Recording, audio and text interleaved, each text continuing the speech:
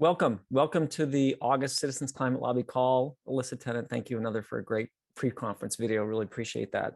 Two groups of people that I want to speak to. First, my name is Mark Reynolds. I'm a member of the CCL staff and I'll be hosting today's call.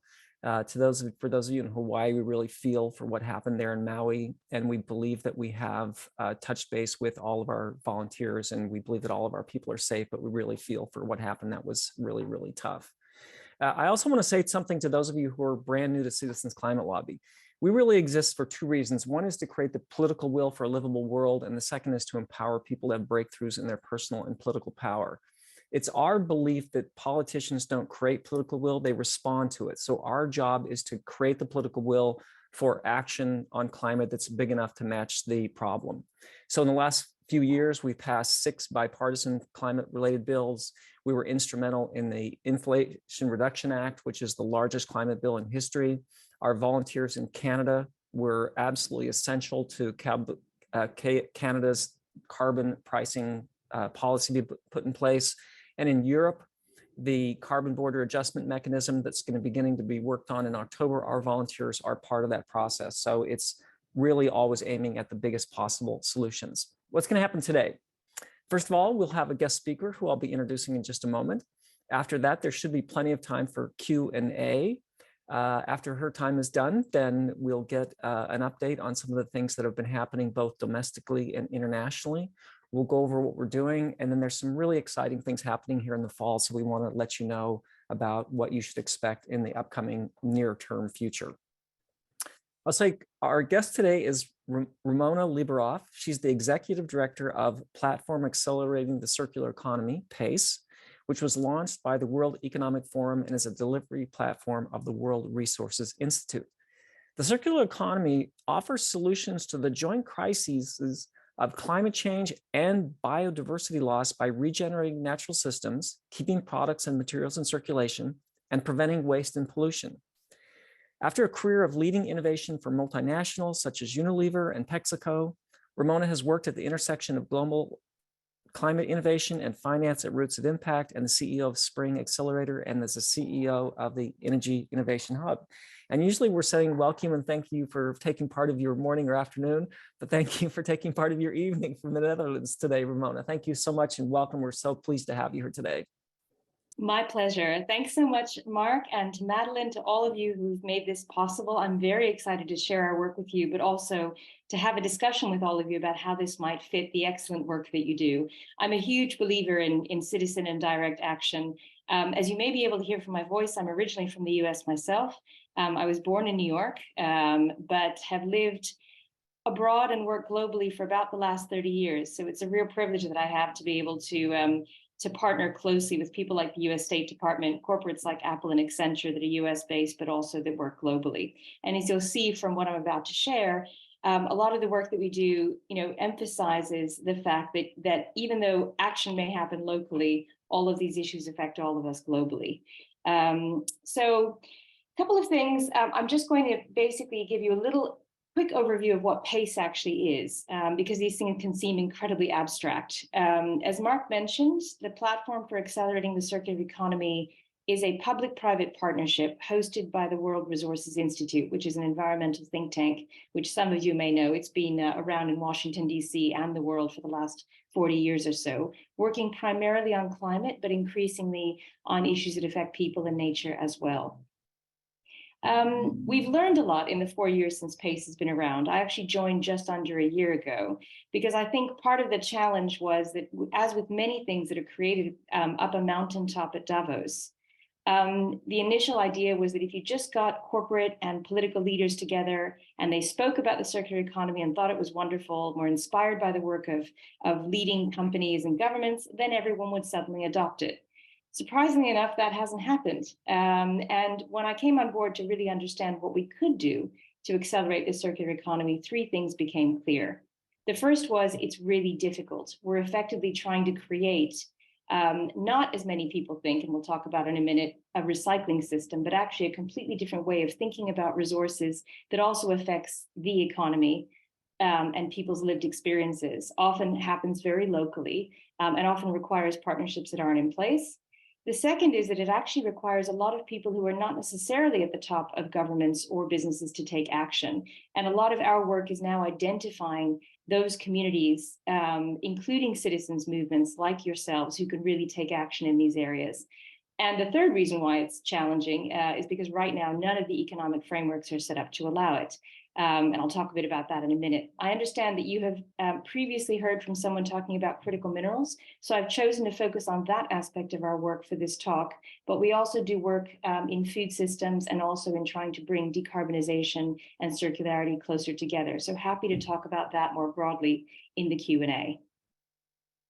I think the first thing I'd say about the circular economy is that particularly in North America, and anywhere basically outside of Europe, where it's slightly earlier in its evolution, we don't really understand its potential. It gets talked about a lot, but when we actually look about what gets talked about, it tends to be this.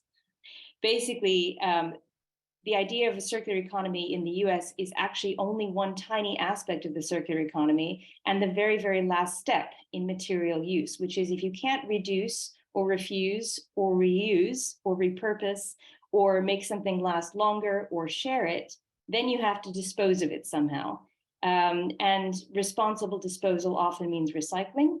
And this also translates most often into recycling of plastic waste. It's not really a surprise that this has come to mean the circular economy because the fossil fuel industry has spent a great deal of money making individuals think that they are responsible for disposing of an absolute ballooning amount of plastic that's out in the world. But the circular economy, fortunately, is a lot more than plastic. It's not to decry that plastic is a major issue. There are hundreds of millions and many, many initiatives like some of these on the slides that are addressing plastic pollution. But we don't work on plastic as PACE because we actually believe it's a waste management issue and one that should be solved by regulation and litigation.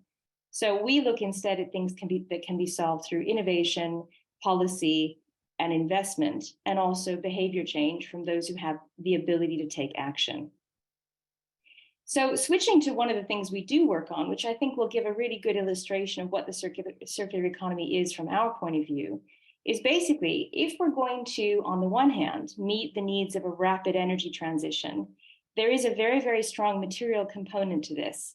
We are going to need, it's a fact, it's an inescapable fact that in an acceptable time frame for this transition, we're going to have a very sharp ramp up of a whole range of what are known as critical or strategic minerals and materials.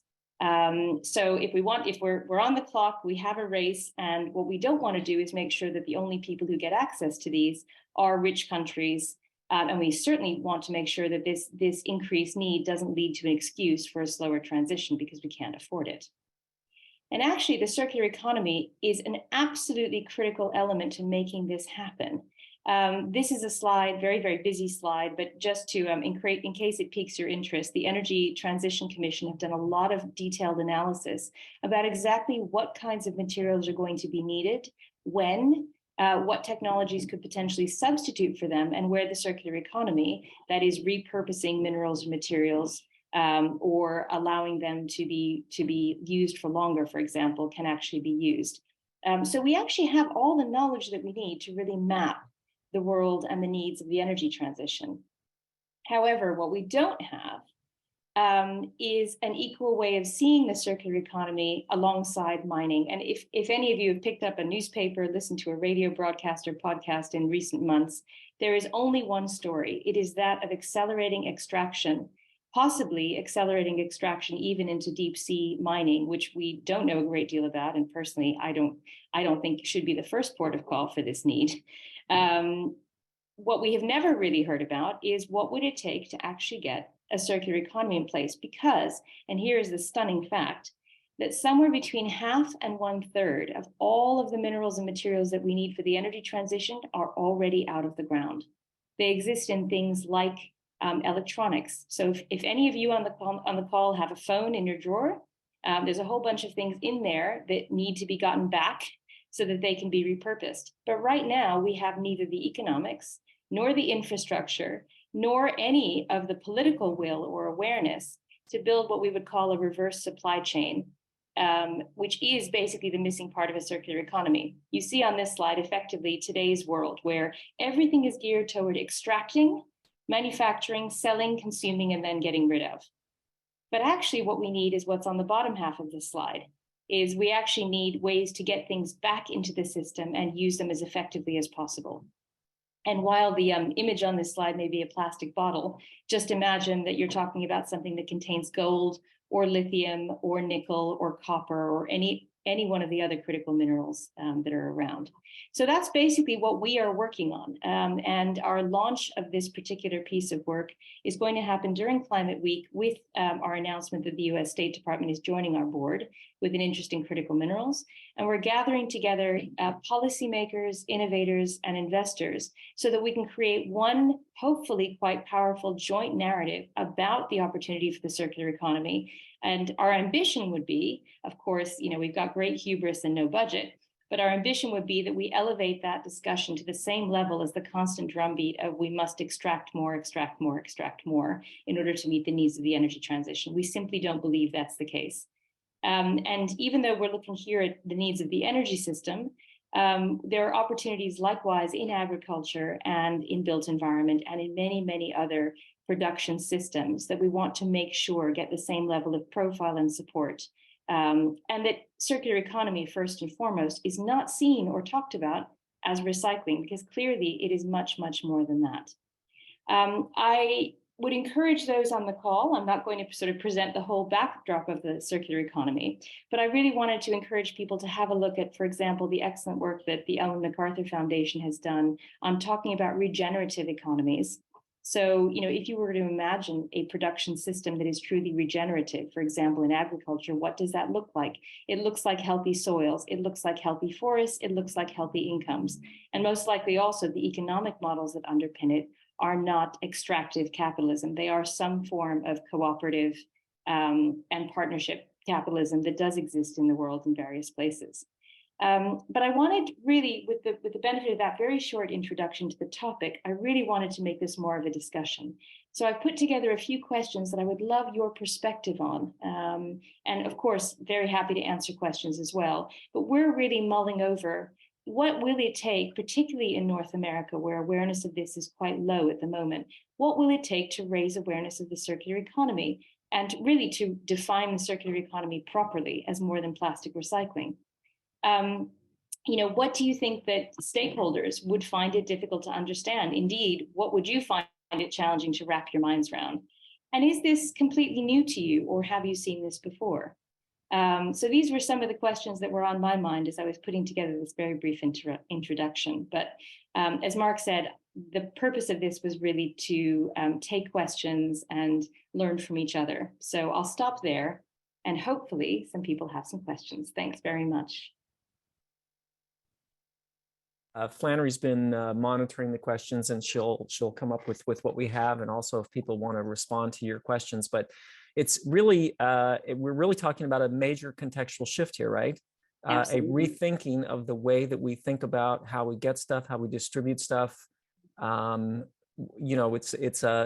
It's really something quite broad and it's very exciting, inspiring from my point of view. But Flannery, let me turn it over to you, and what kind of things do we have so far?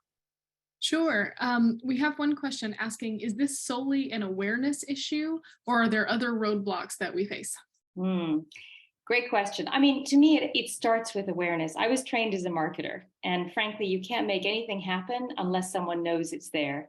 And I think the people who work in the field who are environmentalists, they believe everyone understands this. But one of my observations was, when I went to the circular economy conferences, the numbers were in the hundreds and everyone knew each other already. So to me, that's not a good sign that awareness is where we need it to be. So although we have to look at, as I say, the joint set of innovation, investment, and policy changes, all of which will need to happen, all on a grand scale and all at the same time, we won't get anywhere unless we effectively redefine what the circular economy is and are very precise about what it means in a very, very specific production context. Because I think, as you say, Mark, people often think the circular economy, it's either plastic recycling or it's kind of everything and nothing all at once. So we believe the key to this is an approach we call system acupuncture, which is to look really deep in production systems and say, where are the points at which we could intervene? Because I think that helps people turn the awareness into consciousness, and then the consciousness hopefully into action.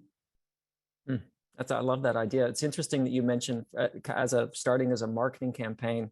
You know, I once had a business partner who taught marketing, and the guy's office next to him had the sign, "The world will be a path to your door if you build a better mousetrap." And he had examples of 60 failed mousetraps that just never had a good marketing campaign, right? Exactly.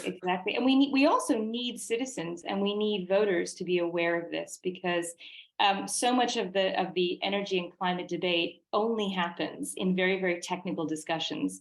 But without the will of the people, you know, this stuff isn't going to get built, and it certainly isn't going to get done. Right. Flannery, what else do we have there? We have a couple folks asking questions about the donut economy model. Is that, can you speak to the relationship between your work and that idea?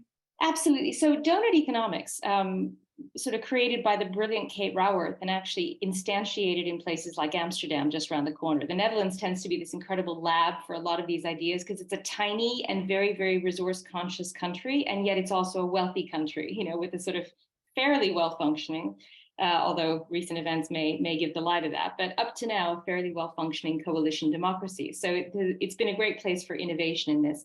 The Kate's donut economics is really, what does an economics look like that keeps us within planetary boundaries, but also crucially ensures that each citizen has a sufficiency. So, you know, we hear a lot about efficiency in production systems, but donut economics is really about sufficiency. So effectively, we are working on the production system, the technical issues to do with this, but very much with the backdrop of something like donut economics in mind as the companion piece. You need to sort of restructure your economic system at the same time as you restructure your production systems for this all to work in tandem. Great. So the questions are coming fast and furious. People are very intrigued by this topic. I'll say, I personally, when you mentioned having a cell phone in your drawer that you sort of, there are everyone does materials in that. I think that resonated with a lot of folks. So this is a question from Mike asking, are there big changes needed around how we manufacture goods so that they can be recycled, reused more efficiently? Yes, fantastic question. I mean, a lot of the opportunity here actually starts with design. And the European Union just did a very scathing audit of its own efforts. They have allegedly spent 10 billion euros in the last decade or so on so-called circular economy efforts. And what they realized was that 95% of that money went to recycling and waste management infrastructure. Unsurprisingly, because there was this ballooning amount of textile and plastic waste, and no municipality had enough to cope with it. So of course, cities used it the way they could. But actually, the most important thing we can do is rethink our production systems from the get-go. And some of the most interesting work done by our leadership group is actually around design. So for example, the Italian utility company Enel, in addition to exiting fossil fuels, has also started to try and think about how to substitute things like timber in wind turbines rather than necessarily steel, which is obviously highly difficult to decarbonize, and also there's going to be a shortage. So, you know, eco-design and principles like that are terribly important. Also, the idea of refusal, of not purchasing things at all, or of getting something that is longer lasting and higher quality, is a big part of all of this. So we actually need to rethink every single step in the production and consumption cycle to make a circular economy a reality. If I may, I will give Apple some credit, because they were the first to set themselves a target of 100% recyclable materials, and the first to create a new grade of aluminium that actually is, I think I have the actual model from 2014 that I'm talking to you on, of laptop, where they managed to create a high grade of aluminium purely from recycled materials. But in so doing, they realized how difficult and how expensive it was to get recycled materials in the kind of quantity they needed, and also with the sort of cost profile they needed. And they realized that in a world where it costs twice as much to get recycled materials to use as it does to get materials out of the ground, that's a kind of crazy world to live in. So that's when they decided to dedicate some of their, their attention and effort to creating public goods in this area. And that's why they're part of PACE. Yeah, we're glad that you said that also. We are not the let's beat up everybody we disagree with organization. We are the, let's see if we can find what we can work with them on, what they are doing well, that we can celebrate. Yeah. Flannery, what else do we have there? So one policy that CCL has spent a lot of time working on is price on carbon, or price on carbon pollution. Could you comment on how carbon pricing or pollution pricing could help foster the development of the circular economy? Would that have an impact? It's an excellent question, and I am delighted that you have put so much focus and attention on this very effective kind of stick in a way. I think the challenge is, and I think I saw something pop up about CCUs somewhere in there, and I wanted to talk about this. The challenge with most climate work is it tends to fixate on carbon. And obviously, one way to mitigate carbon is carbon sequestration or carbon storage or carbon capture or whatever you want to call it. And you might say at that point, well, job's done. But actually, a circular economy is about more than carbon and more than climate. And part of what we're trying to do, while completely respecting that so many people's focus rightly is on decarbonization, is actually to make sure that all the other elements of keeping within limits, the material limits of our planet, are respected. Because it's not always a decarbonization question. So for example, the mining of rare earths is not necessarily a high carbon activity. Some of the other elements it is, but it actually has as many negative consequences on biodiversity, on worker rights and safety. There's a lot more to consider in a true circular economy than carbon.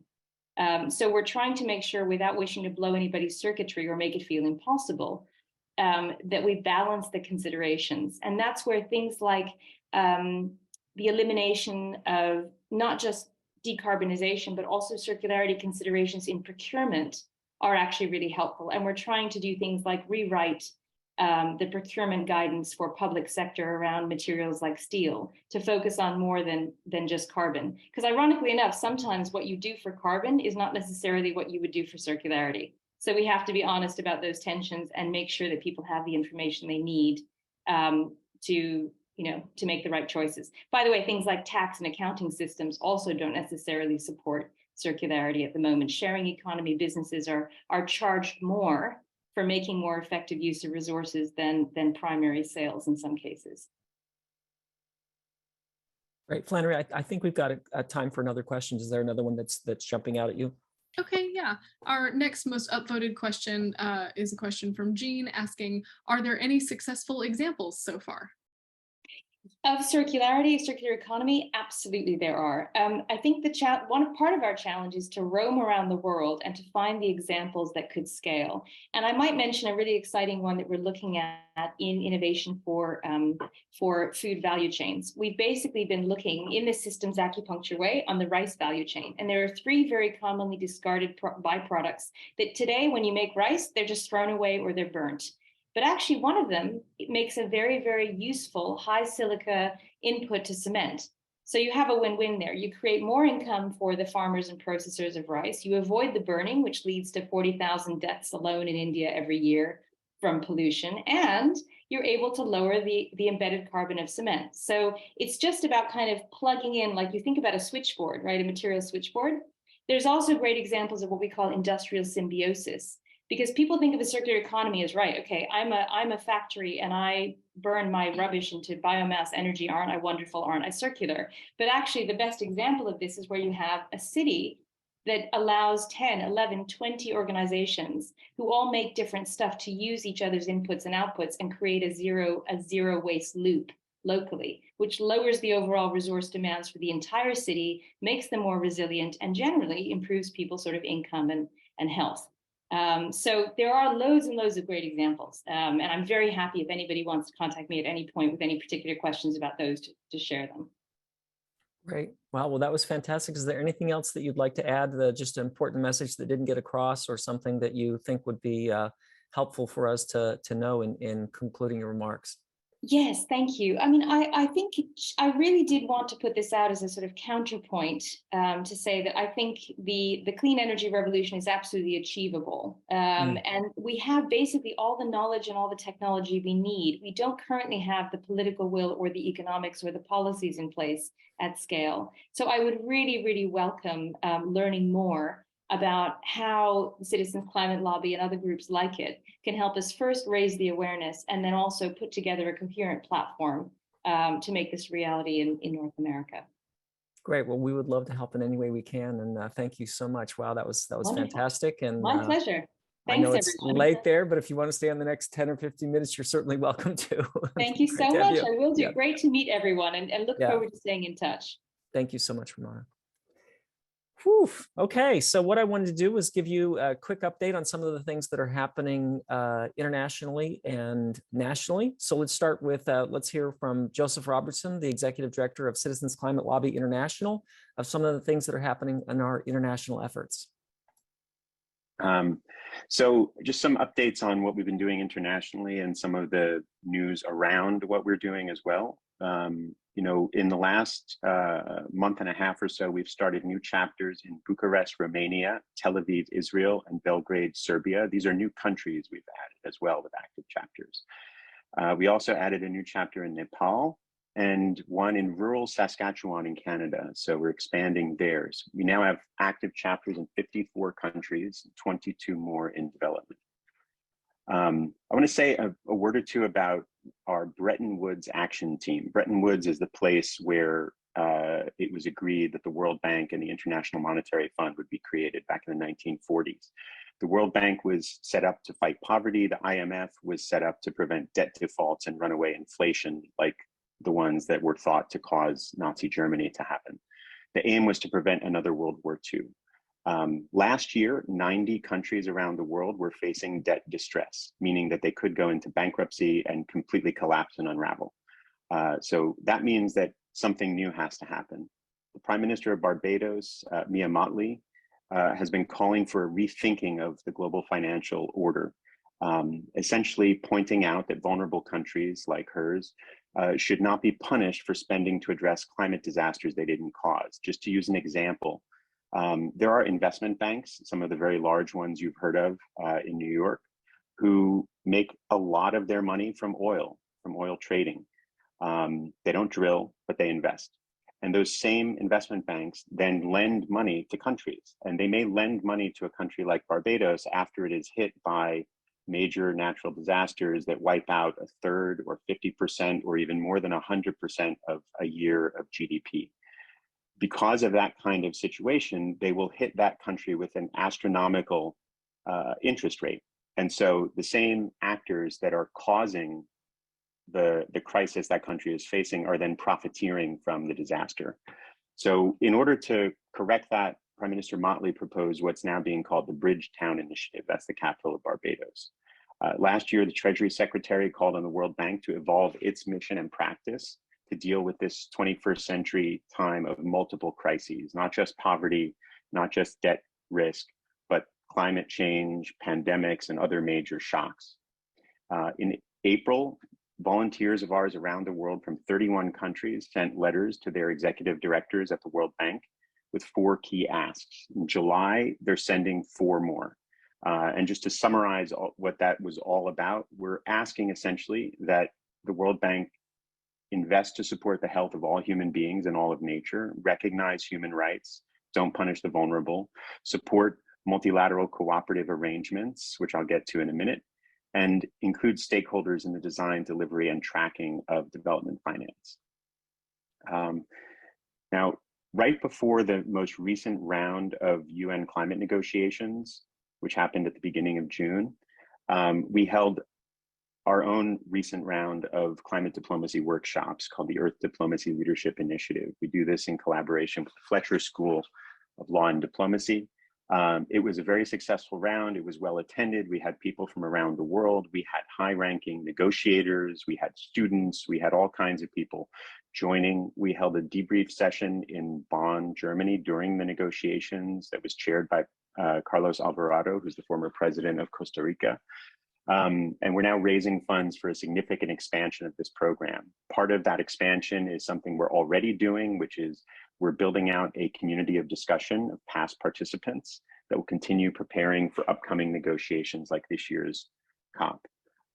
During those same recent UN talks, we launched a new website, cciblue.com. This is a series of briefing notes on international policy. So they're long, detailed, wonky, but it's important because it's allowed us to actually bring the insights that emerged from our whole global network of stakeholders in CCI directly to senior negotiators and policymakers. One of the key items we focused on is something very, very wonky called non-market approaches under Article 6.8 of the Paris Agreement.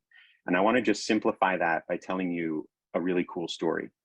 So back in 2014, when we were the international program of CCE and CCL, it became evident that you can't have the kind of carbon tax that we were looking for through the UN system. First of all, there's no taxation authority to do it.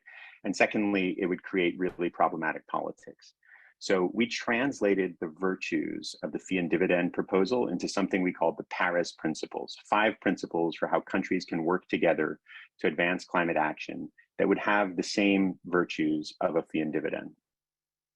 There were 2 really important effects to that. One of them was that the World Bank and the Organization for Economic Cooperation and Development created a list of principles that were very similar, called the FASTER principles for accelerating carbon pricing.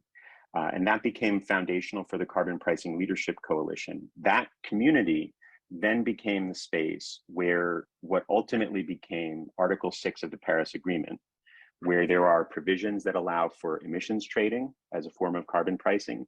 And then there's paragraph 8 that talks about non-market or non-emissions trading approaches. And that becomes the space where it's possible for countries to nudge each other to price carbon. That's where it's possible to talk about carbon border adjustments, carbon pricing clubs, financial regulations, trade agreements. A really big success from our perspective is that 9 years after this work started, last week, for the first time, the COP presidency, the United Arab Emirates presidency hosting this year's negotiations, announced that it would call on nations to develop robust multilateral non-market approaches to accelerate climate action in all areas. This is a huge victory and a huge breakthrough, and it also creates a very favorable environment internationally for the kind of policies that CCL is supporting in the US. It's the first time that that kind of thing will be considered formally as part of the negotiations. Previously, they've only ever discussed rules and a website. But I wanted to share that because it's about the timeline. It's about how long it takes and how many different actors have to ultimately get involved to make something like that happen in international law. Another piece of news that you all know, I think, is that we had our first parliamentary delegation visiting from another country during this year's conference. I don't know if you all know this, but that was a formal delegation. The Speaker of the Parliament of Ghana designated Yves Hansen Norte and Ebenezer Okwete Terlabi to formally represent the entire Parliament. They are the vice chair and ranking member of the Environment Committee, and they're from different parties. And the experience was really wonderful. They had great meetings on Capitol Hill and with multilateral development banks. That's going to help their own national climate legislation. They are now eagerly awaiting the arrival of CCL Ghana volunteers to meet them in Accra, the capital, later this year. And their visit is now a foundation for doing an expanded version of the same thing. We're going to be welcoming ministers of parliament from at least 5 countries next year, and we hope to welcome our own volunteers from those same countries as well. And we want to expand and add something new, which is an interparliamentary dialogue between those countries and those parliamentarians, and possibly also with lawmakers from the US, both from DC, but also potentially state lawmakers. And then finally, the outlook for COP28. This is something I really want to emphasize. The Inflation Reduction Act has totally changed the dynamic of international climate policy. And you'll hear the opposite here in the US. You'll hear the opposite from countries that don't want to be pushed to stop polluting, like some of the big oil powers you may think of. But the fact is it gives the US a lot more leverage in climate related negotiations. It makes it a lot easier to now discuss all trade becoming climate smart, finance, agricultural policy, border adjustments. And it's important to note that while the UN talks will set standards, they won't regulate what we call non-market approaches. They won't regulate these, what are essentially trade agreements. That'll be done bilaterally or multilaterally, as it always has. There's just a new standard for what level of environmental friendliness you need to rise to. There's another way in which the IRA is really important internationally, which is that the United States showed that it's possible to use budget measures and a whole of government approach to create fiscal space, meaning to free up budget resources to help the finance ministry, or in our case, the Treasury, find more money to invest in the right things. And almost every country in the world needs to find ways to do that. So the IRA has become a model that others now want to emulate. And again, that's giving the US a lot of leverage to help other countries plan in a way that we would want them to do. My advice, if I were in a position to give it to everyone on Capitol Hill, would be whatever your politics are, you should embrace that leverage and work for the best future for all of us. And then finally, the Paris Summit on a new global financial pact, which happened last month, June 22nd and 23rd in Paris, achieved a couple of important breakthroughs. One of them was that the World Bank agreed to suspend loan repayments when countries face debt distress. That's only for new loans, not old ones yet, but it's a huge step in the right direction. Another is that there were a couple of major debt relief announcements, including a $6 billion relief of Zambia's international debt. And that was a big chunk of that was from the US, but an even bigger chunk was from China. And that's the first time China has ever done that. They did that with US support and encouragement and pressure. And that's really only possible because of the kind of leverage the US has gained from passage of the IRA. And then I'd just like to share that later this year, we will have lobby days in Accra, Ghana, in Berlin, Germany, in Brussels, lobbying the EU, in Canberra, Australia, Lagos, Nigeria, Mexico City, Ottawa, Canada, and Paris, France. Great. Okay, so that's a quick update on what's been happening internationally. You just see there's a lot to be excited about there. I just want to point to one thing domestically, and that is a lot of you signed up for our climate action program, where every month you have a chance to reach out to your legislators about actions that they can take. And so that's on a 3-month cycle.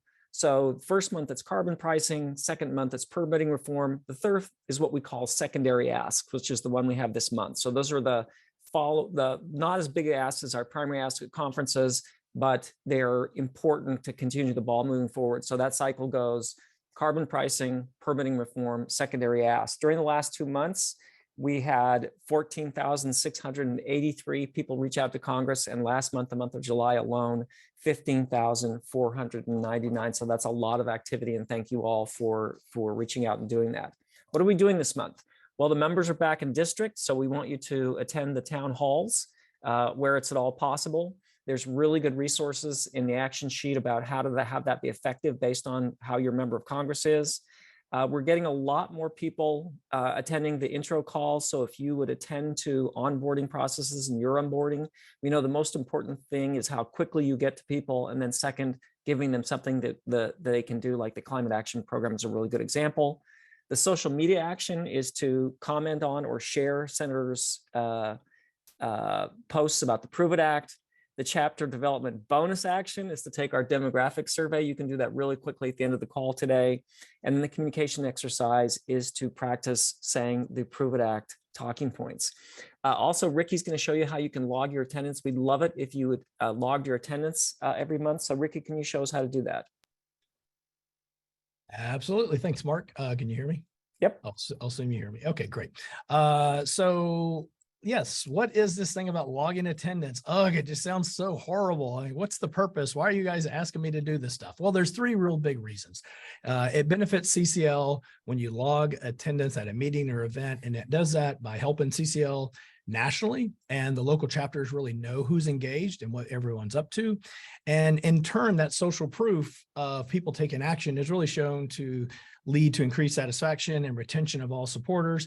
And finally, the other way that it benefits CCL is that more activity and more actions helps fundraising and makes us more competitive when we're applying for grants. An example of where that happened just yesterday, we completed an analysis of how many people CCL touched last year during presentations and tabling events. And that number was over 600,000 people. So we were able to put that into a grant. Very impressive. And just that's all the work that everyone on this call and everyone else has been doing. So kudos to that. So log in your attendance. It's not so hard. Oops, I think I went to the wrong thing. The wrong slide. I'm going to put this up. Give me 1 second. This is the slide I wanted to show. There's a QR code. You can scan that QR code. It's going to take you right to the action tracker. You can do that now. I'll leave it up here for just a second, but also we want to drop that link in the chat. That'll take you to the action tracker where you can log this attendance at this meeting. And finally, I created a short 2-minute video for you, a tutorial. It's not professionally done. Don't tell Leslie Beatty and the marketing team. It is just me, but I will drop that into the chat as well. And we're going to work on some more like very professional videos about login actions and stuff later. So that's it, Mark. It's really important that we make sure that we're just recording everything that we're doing because it just helps us in so many ways. So we appreciate everyone taking the time to do that. Great, Ricky. Thank you so much for that. Really appreciate it. Okay, just so I want to point to a couple of things coming up in the fall. First of all, in September, we have a fall inclusion conference, and we want to hear from 1 minute from Karina Ramirez from our staff about that conference.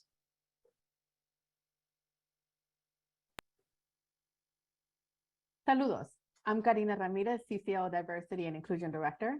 My pronouns are she, her, ella. And I am joining you today from South Florida, the traditional lands of the Seminole, Taino, and Tequesta peoples. I want to take this opportunity to invite you to our second inclusion conference taking place in September. Our theme this year is building community beyond barriers. The purpose of this year's gathering is to encourage dialogue, promote understanding, and learn about how different communities from around the world address climate change and what you can do to help. Our virtual event will kick off with a reception on Friday, September the 15th at 7 o'clock Eastern, and our conference will start the next day on Saturday, September the 16th from 1 to 6:30 Eastern. As you already know, this conference is led by volunteers and members of our affinity teams with the support of CCL staff. We are excited to bring this event back to CCL and once again during the start of Hispanic Heritage Month. Please invite your local members of your community to join us. Go to cclusa/inclusion to register and see you then. Great, Karina, thank you so much for that. I'd also all like you to please block on your calendars November 4th and 5th. That will be our fall virtual conference. So if you just go ahead and mark your calendar, we'll open that for registration in September. But if you could mark your calendar now, block off November 4th and 5th for our fall virtual conference. Last thing, 2 things I want to mention are 2 bills that we expect to be out in the pretty soon after Congress gets back from the break. So that's the September, October timeframe. First of all, we expect the Energy Innovation and Carbon Dividend Act to be back out, which will give us a way of pushing hard on carbon pricing. So we're excited about that. We thought it would be out by now, but we're excited that we expect it in the fall. And the second is there is going to be a bipartisan companion bill in the House for the Prove It Act, which is there's a bipartisan bill already out in the Senate. And as you know, that's a precursor to a carbon border adjustment mechanism. So those are both a big deal, and we're excited about them. And you should hear more about that in the September, October time range. All right, everybody, thank you so much. Ramona, thank you for being such a great guest, providing all that great information. We hope to certainly explore and expand our partnership with you. All right, thanks, everybody. We'll see you next month. Thank you for listening to this episode of Citizens Climate Lobby's training program. You can tune into more episodes anywhere podcasts are available. Inspired by what you heard today? Join Citizens Climate Lobby to advocate for bipartisan climate solutions. Go to community.citizensclimate.org to find more trainings, resources, your local chapter, national action teams, discussion forums, and more. Be sure to like our Facebook page and follow us on Twitter and Instagram @CitizensClimate. We also invite all of our listeners to subscribe to our YouTube channel for more inspiration. And together, we are creating the political will for a livable world.